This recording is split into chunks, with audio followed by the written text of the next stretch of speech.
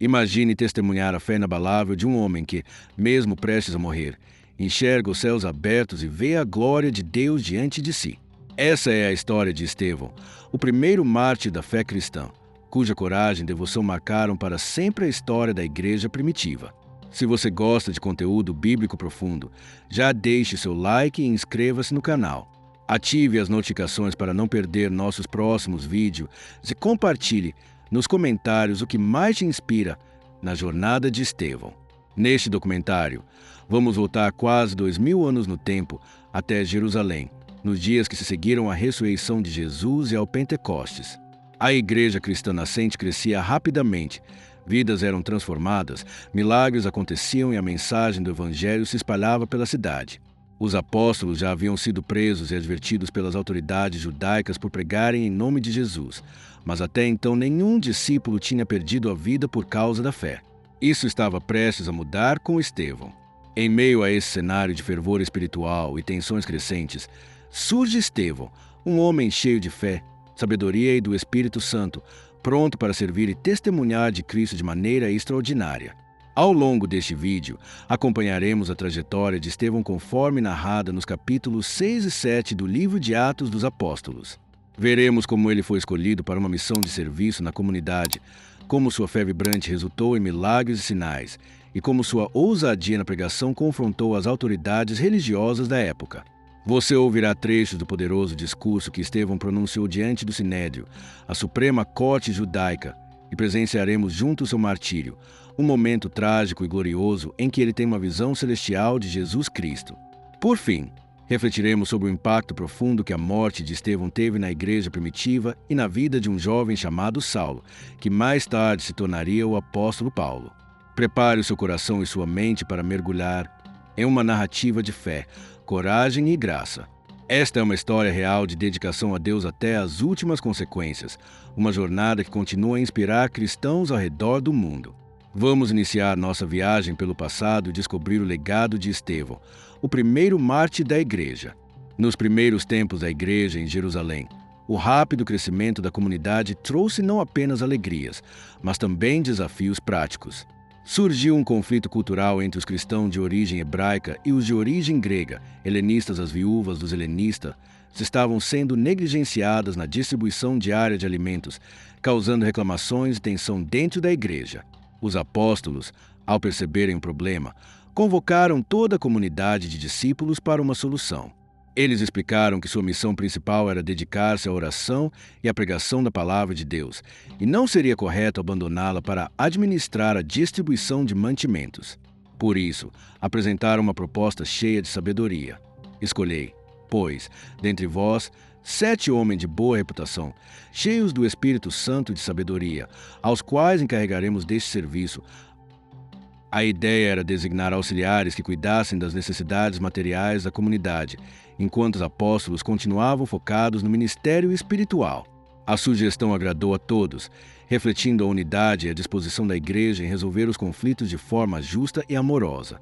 Dessa forma, foram escolhidos 7 homens para desempenhar essa função de serviço, inaugurando o que se tornaria o Ministério dos Diáconos, palavra grega que significa servo ou ministro.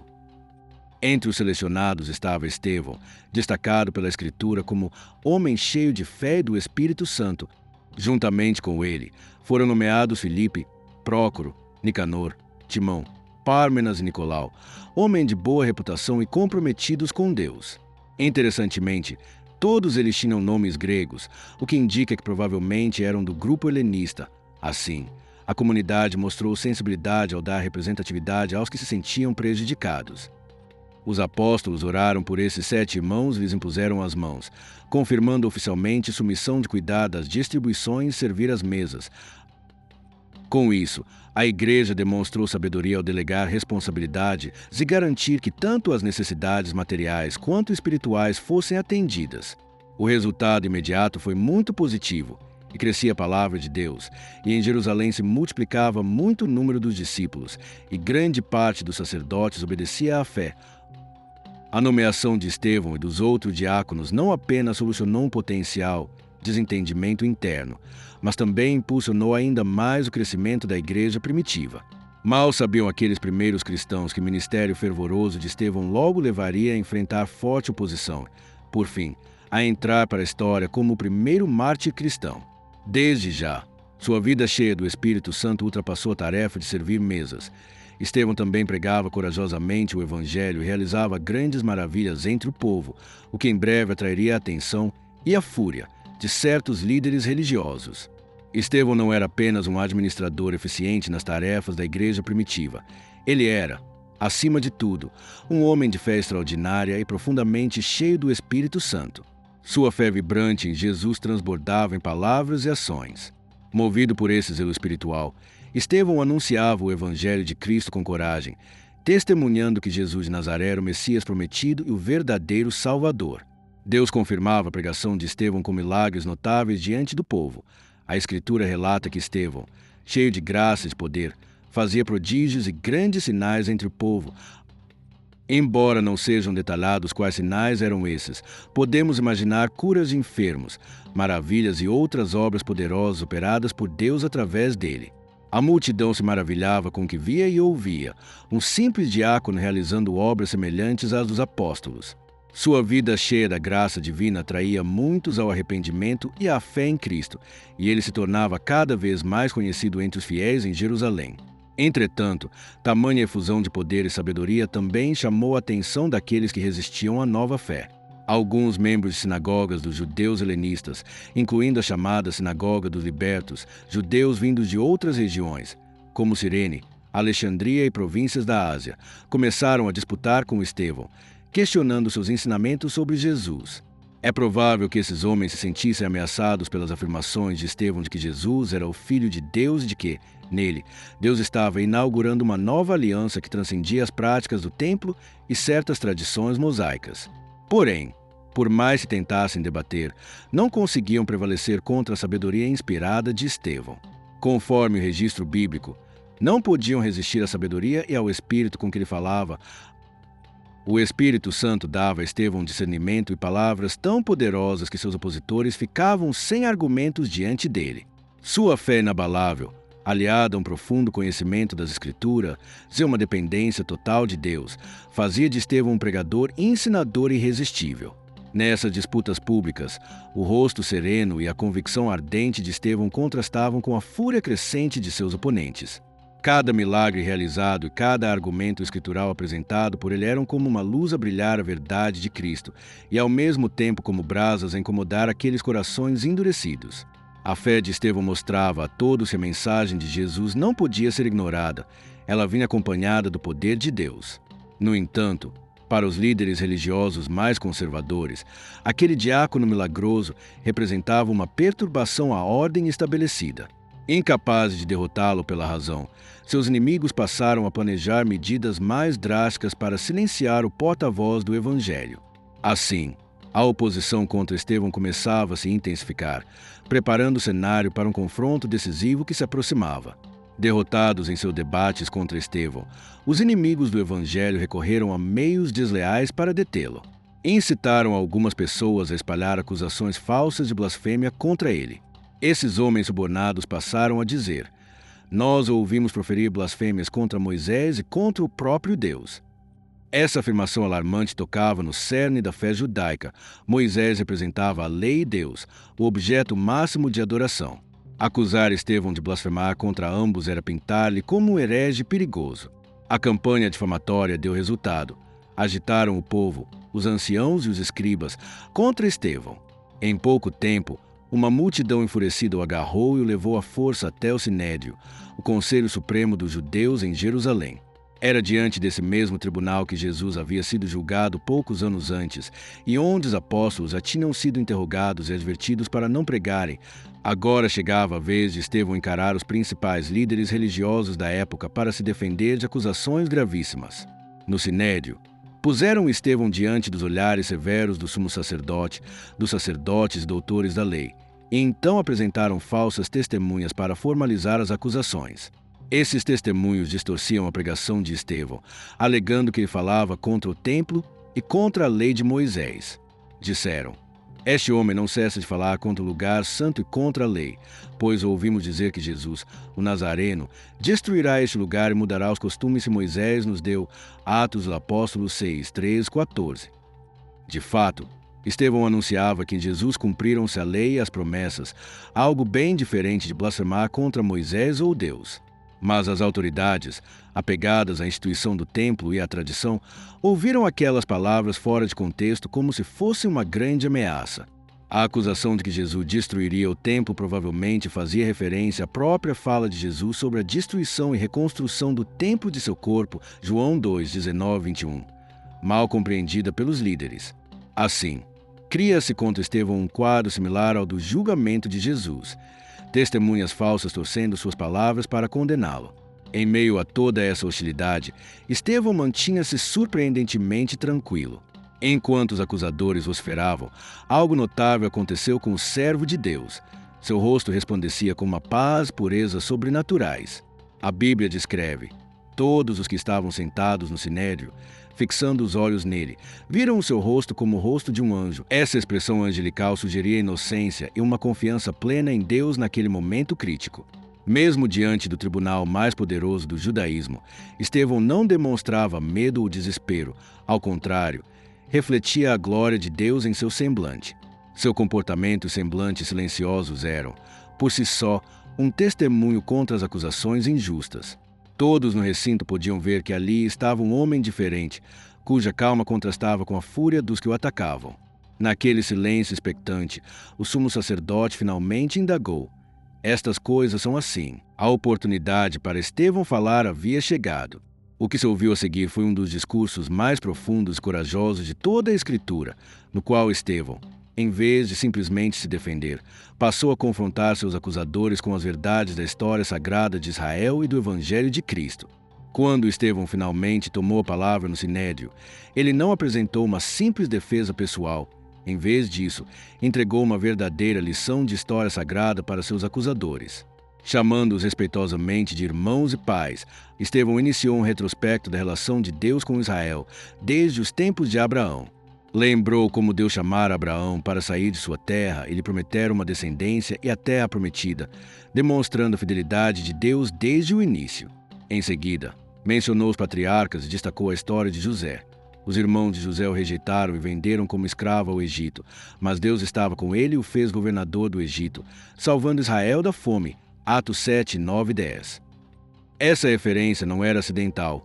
José, rejeitado pelos irmãos, depois tornou-se seu salvador, uma pista sutil apontando para Jesus, que também fora rejeitado por seu povo.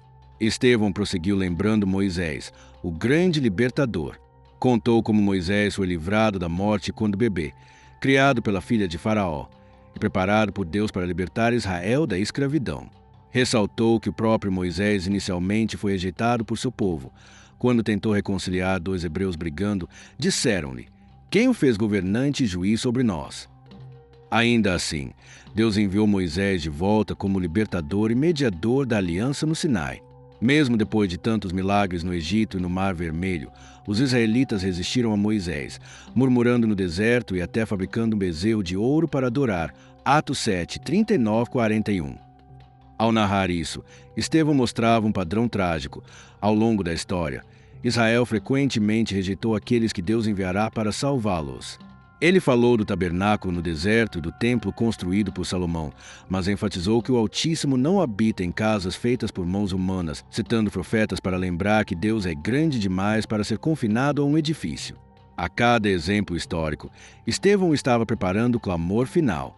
De forma repentina, sua exposição se transformou em uma acusação direta aos juízes ali presentes. Cheio de ousadia do Espírito Santo, ele declarou em alta voz: homem de dura cerviz, incircunciso de coração e de ouvidos, vós sempre resistis ao Espírito Santo, assim como fizeram vossos pais, assim fazeis vós também. A qual dos profetas não perseguiram vossos pais? Eles mataram os que preanunciavam a vinda do justo, do qual vós agora vos tornastes traidores homicidas, vós que recebestes a lei por ministério de anjos e não aguardastes. Atos dos Apóstolos 7, 50 e 53. Foi um momento impressionante. Diante do sinédrio atônito, Estevão acusou os líderes de seguirem os passos rebeldes de seus antepassados, resistindo ao próprio Deus. Ele os responsabilizou explicitamente pela traição e morte do justo, uma clara referência a Jesus Cristo, e pela desobediência à lei que fingiam defender. Essa conclusão corajosa era, na verdade, um apelo ao arrependimento, desnudando a culpa de seus ouvintes. As palavras de Estevão ecoaram no salão do sinédrio com grande peso. Os argumentos transbordavam verdade bíblica e provocação espiritual, e não havia como seus acusadores negarem o passado de Israel, nem a recente execução de Jesus, da qual muitos deles foram cúmplices. Ao ouvir essas verdades cortantes, os membros do conselho ficaram furiosos em seus corações. Estávamos à beira de um desenlace violento. A coragem profética de Estevão em denunciar o pecado dos líderes religiosos desencadearia uma reação imediata e impiedosa, como veremos a seguir. As palavras de Estevão caíram sobre o sinédrio como brasas vivas.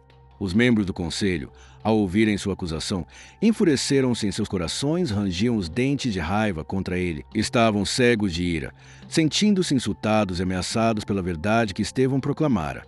Mas no exato momento em que seus juízes se contorciam em fúria, Deus concedeu a Estevão um consolo sobrenatural. Mas Estevão, cheio do Espírito Santo, fitou os olhos no céu e viu a glória de Deus, e Jesus em pé à direita de Deus. Diante daquela hostilidade mortal, os olhos de Estevão foram abertos para uma realidade celestial.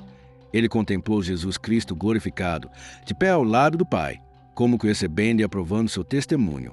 Extasiado com essa visão, Estevão exclamou para todos ouvirem: Eis que vejo os céus abertos e o Filho do Homem, em pé à direita de Deus. Foi a gota d'água. Ao ouvir Estevão declarar uma visão de Jesus, justamente aquele a quem eles haviam crucificado, em posição de honra junto a Deus, os líderes perderam qualquer autocontrole restante. Gritando em alta voz e tapando os ouvidos para não ouvir mais blasfêmias, assim julgavam eles. Os membros do sinédrio se levantaram de um salto e partiram contra Estevão todos juntos, agindo mais como uma turba do que como um tribunal. Arrastaram-no para fora da cidade, pois a lei exigia que apedrejamentos ocorressem fora dos muros. Ali, fora de Jerusalém, começou o martírio brutal de Estevão. Os acusadores tiraram seus mantos para ter os braços livres e entregaram as roupas aos pés de um jovem chamado Saulo, que assistia a tudo e concordava com aquela execução. Em seguida, pegaram pedras e as arremessaram contra Estevão. O texto nos convida a imaginar a cena. Estevão, de joelhos no chão, recebendo impacto após impacto de pedras cortantes, e ainda assim seu espírito permanecia em paz e cheio de amor. Enquanto as pedras choviam, ele orava com fervor. Em voz alta clamou: Senhor Jesus, recebe o meu espírito, entregando sua vida nas mãos do Mestre exatamente como Jesus fizera ao Pai na cruz. Em seguida, reunindo suas últimas forças, gritou: Senhor, não lhes imputes este pecado. Atos dos Apóstolos 7:60. Essa última oração, pedindo perdão para seus algozes, ecoa as próprias palavras de misericórdia de Jesus.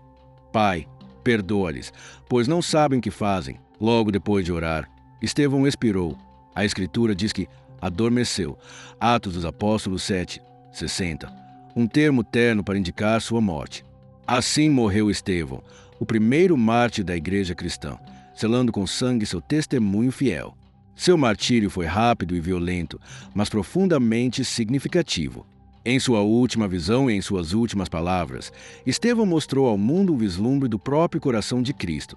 Viu Jesus aguardando em glória e imitou o perdão de Jesus para com aqueles que matavam.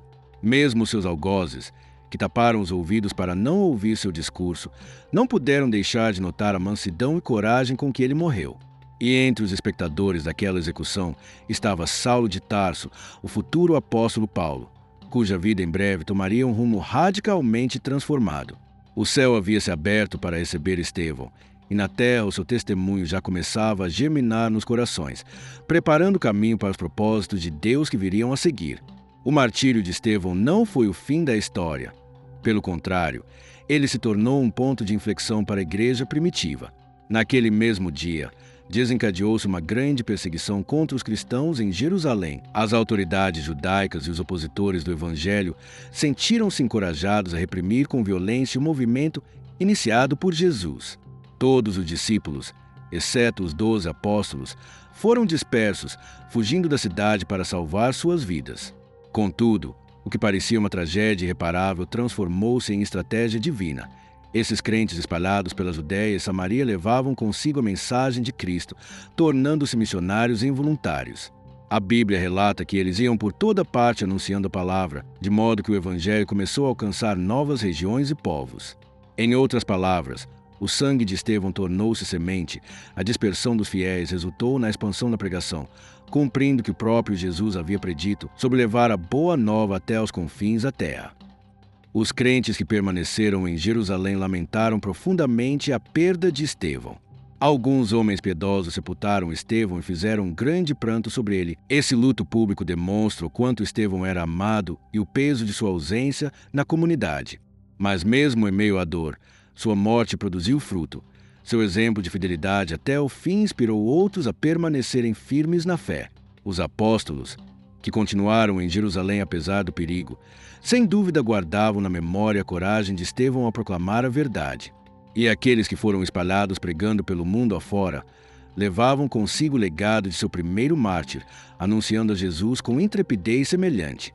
Entre mentes, a perseguição liderada por Saulo se intensificou. Saulo de Tarso, o jovem fariseu que testemunhara a morte de Estevão de perto e consentia naquele apedrejamento, tornou-se o mais zeloso perseguidor da igreja nascente.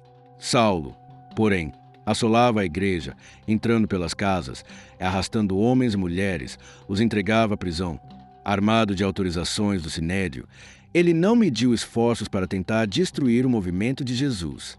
Contudo, o mesmo Deus que recebeu Estevão no céu tinha planos surpreendentes para Saulo aqui na terra. A conversão de Saulo foi também uma resposta à última oração de Estevão.